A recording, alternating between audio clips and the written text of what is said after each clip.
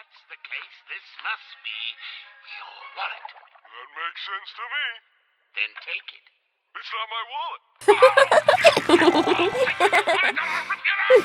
Damn it. I'm starting to see why Robotus is so obsessed with making references to this show. How can something so stupid at the same time be so hilarious? But it's nice to get to enjoy some peace and quiet for a change. Now that Rarity's got that whole Cantaloupe thing all settled, chances are there's at least a few short days before Robotus pulls the next contrived new plot out of his ass.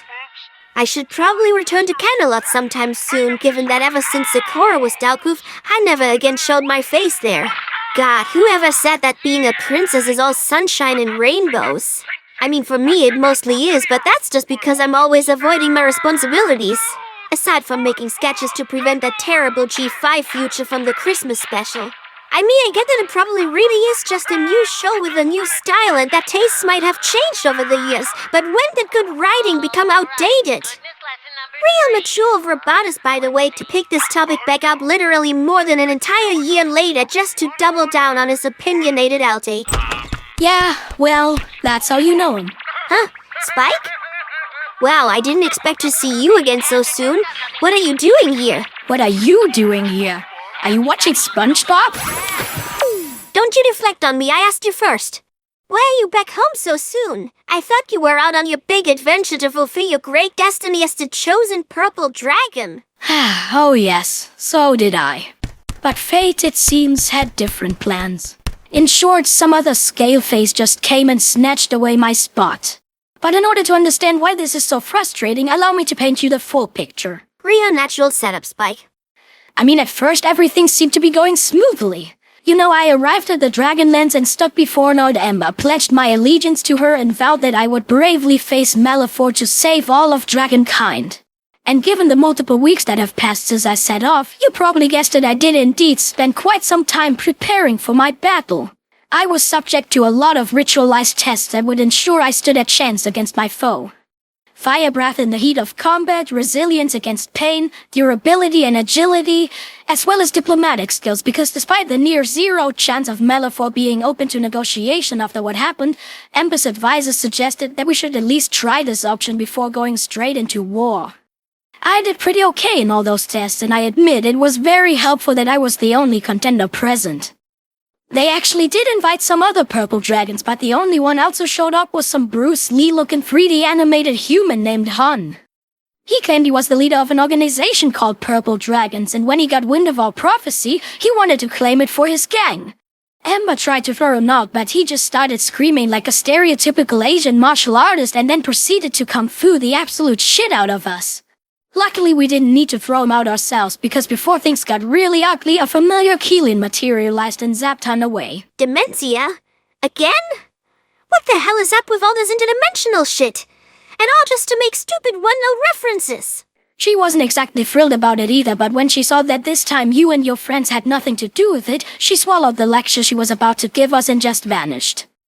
Anyway, like I said, my results were passable at best, but since I was the only genuine purple dragon they had, it had to suffice. It was the very day I was about to begin my journey when suddenly everything changed. Out of nowhere, some four-legged purple dragon voiced by Elijah Wood enters Ember's throne room and claims that actually he's the chosen one. First he's all like, ooh, I play Frodo in Lord of the Rings, and then he just shows off the 7 fucking elements he's able to breathe.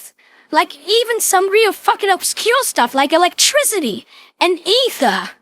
But that isn't even the worst part, because on top of all that, he also showed off something called a Fury Attack. What the hell is a Fury Attack?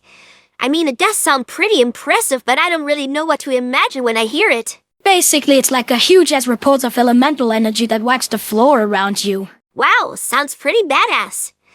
Pardon the question, but how come you can't do a Fury Attack? And are only able to breathe green fire that does little more than send letters? I don't know how the fuck come I didn't have any wings for 7 fucking seasons before they slapped them onto me. I mean, even when your magic turned me adult after hatching, no fucking wings. We both know the answer to those questions, Twilight. The fucking Friendship is Magic show and its convoluted and nonsensical dragon lore. You can tell pretty obviously that the specifics of my race were essentially an afterthought at Hasbro Studios. First, it's greed that makes dragons grow up, but then it turns out those giant dragons aren't actually real adult dragons.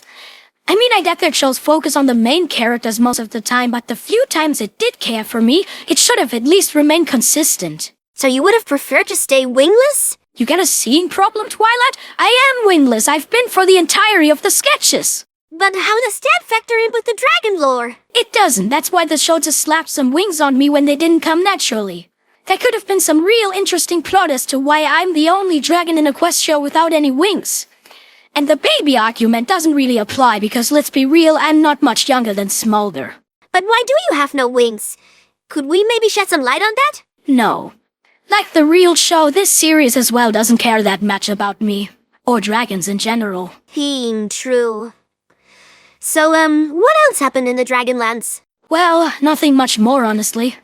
After the Spyro dude showed off his Fury attack and his black girlfriend demonstrated that she had similar abilities, I was done for. Ember then very briefly thanked me for my efforts and showed me the door.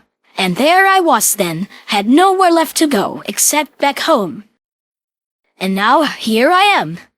Once again facing a dead end on my life's road. Maybe I should just go back to simping for rarity. Now, don't give up that easily. I'm sure there's something for you out there just waiting to be found. Do you really believe that? Well, since I tend to be a realist most of the time, I am tempted to say no to that.